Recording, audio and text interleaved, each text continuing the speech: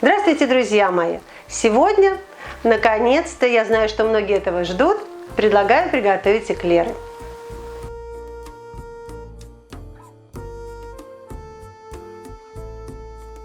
Для приготовления теста мне необходимо 250 граммов просеянной пшеничной муки, 100 граммов сливочного масла, 240 миллилитров жидкости, 4-5 яиц среднего размера, 2 грамма соли, примерно половина чайной ложки, 5 граммов сахара.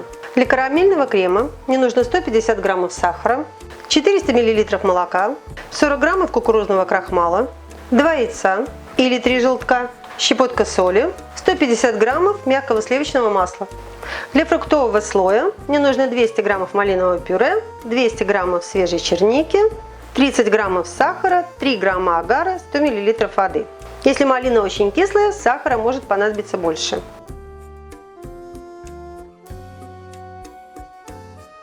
Муку нужно брать сильной клейковиной, содержание белка желательно не ниже 10%.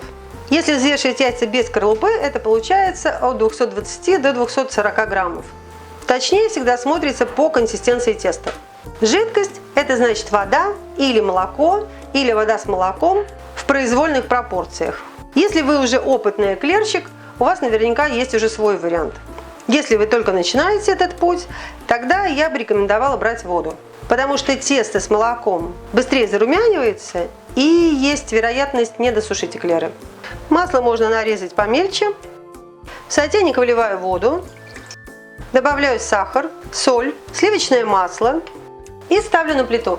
Довожу все до кипения и растворения соли, сахара и масла. Желательно, чтобы все эти процессы шли одновременно.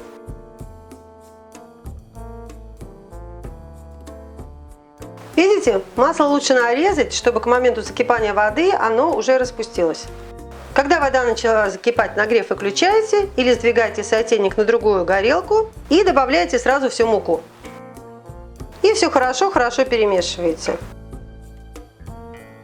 Перемешать нужно все до однородного состояния, чтобы у вас не осталось вкраплений муки. Тесто стало гладким и начало собираться в ком. Где видите островки муки, растирайте. Видите, какое оно стало красивое. Теперь опять включите нагрев и, постоянно помешивая, подсушите его 2-3 минуты. Это нужно для того, чтобы выпарить из теста лишнюю воду, и оно вобрало больше яиц. Хорошим ориентиром всегда служит корочка, которая образовывается на дне сотейника. Вот такая. Это значит достаточно. Выключайте нагрев и дайте тесту немного остыть, примерно до 60 градусов. Определить это можно будет пальцем. Сейчас вот оно очень горячее, 60 градусов, и по крайней мере сможете коснуться.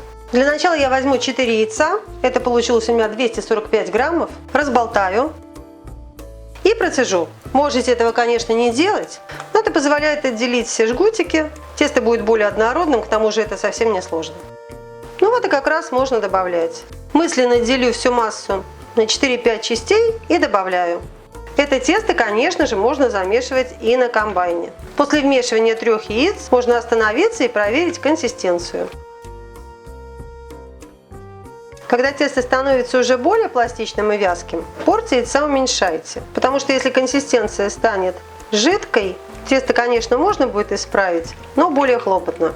Если в густое тесто вам достаточно добавить теплое молоко, то для того, чтобы исправить жидкое, нужно будет делать новое заварное тесто.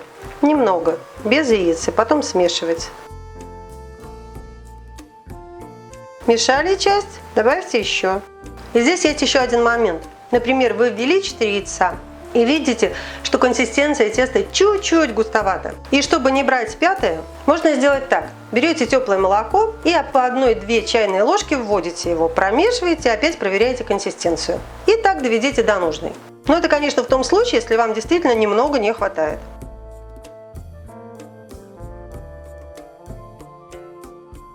В итоге я вмешала все 4 яйца. И вот эта консистенция, она мне нравится. Тесто стекает и оставляет треугольник. Можно еще так проверить. Ну и теперь тесто нужно хорошо вымесить. Если вы делали на комбайне, то не нужно. Оно должно стать однородным, блестящим, в общем, красивым. Вот таким. Некоторые кондитеры выпекают эклеры сразу из свежеприготовленного теста. Есть те, кто предпочитают убирать его на ночь в холодильник. Мне нравится средний вариант. Переложить тесто в кондитерский мешок и убрать в холодильник на 2-3 часа. Отсаживают эклеры любой круглой насадкой, гладкой, открытой звездой, закрытой звездой, диаметр от 10 до 14 мм. Французские эклеры более тонкие, наши более пухлые. Я использую насадку 12 мм открытая звезда. Все, тесто убираю в холодильник. В сотейник высыпаю сахар, агар, выливаю воду. Ставлю все на плиту. Довожу до кипения и пару минут провариваю. Если агар у вас требует предварительного замачивания, залейте его водой и дайте постоять. Через пару минут добавляю малиновое пюре и все вместе довожу до кипения. До кипения дошло, нагрев выключаю. И добавляю малиновое пюре в чернику. И по мере остывания-застывания всю эту массу перемешивайте. Если бы не было черники, можно дать полностью застыть, но я хочу сохранить целые ягоды, поэтому буду перемешивать понемногу. И после этого желе получится не однородным, а увидите каким. Вот смотрите, начинает застывать, и я перемешиваю. И большие куски желе разбиваю. Видите, сильнее стало застывать. Но я мешаю дальше. Ну вот, такая замечательная кашица у меня получена. Убираю ее в холодильник.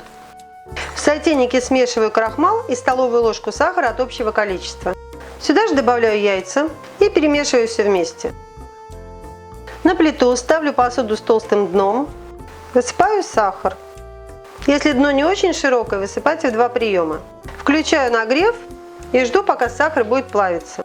Одновременно с плавлением сахара мне нужно будет до кипения нагреть молоко. Если мешаете сахар, то делайте это прижимающими движениями. И следите, чтобы не сгорел, но в то же время, чтобы имел насыщенный цвет.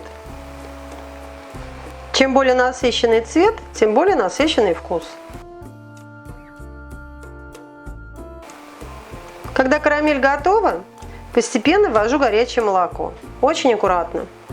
Довожу все вместе до кипения и прогреваю до полного растворения карамели. Не расстраивайтесь, если образуются комки сахара, все это в процессе прогревания растворится. Когда вся карамель растворилась, выключите нагрев и постепенно, все время помешивая, добавьте молоко к яйцам. И теперь этот сотейник поставьте на плиту. При постоянном помешивании доведите до кипения и минуту прогрейте. Нагрев можно выключать.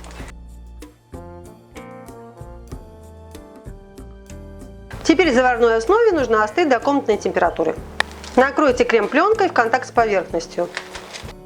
И когда заварная основа остыла, я убираю пленку, пробиваю ее миксером.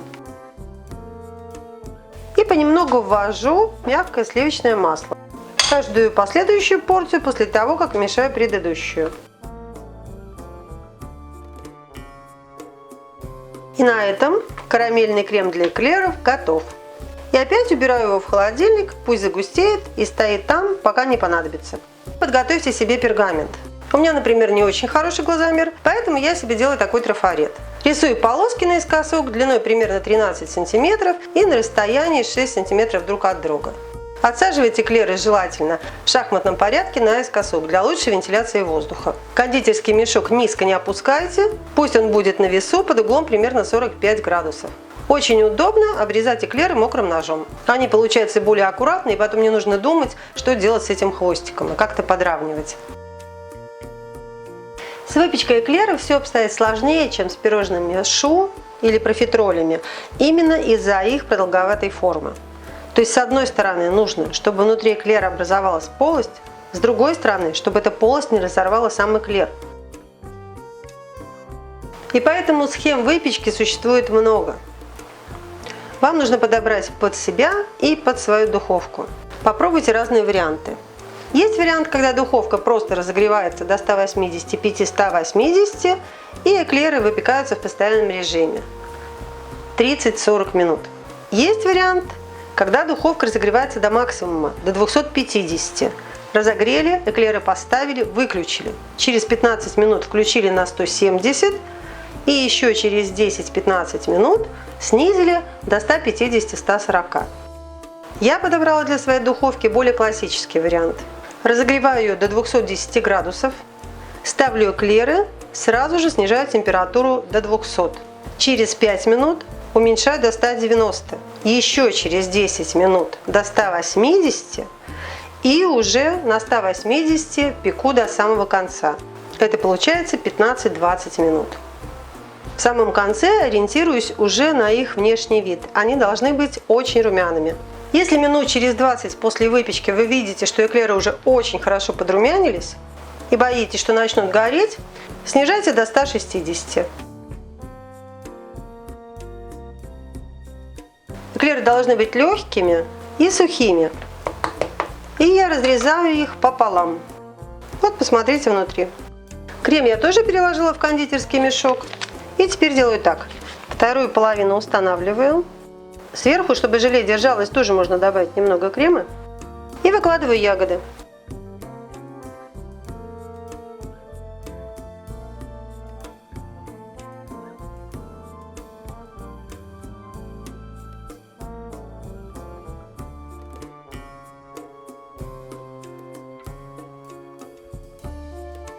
И на этом все. Думаю, идея вам понятна. Вот такие эклеры с карамельным кремом и фруктовым желе у меня получились. И обязательно получится у вас. Непременно приготовьте, а я желаю вам приятного аппетита. Благодарю вас за просмотр. Если видео понравилось, ставьте лайки, комментируйте, делитесь им с друзьями. А я желаю вам успехов во всех ваших начинаниях. До новых встреч!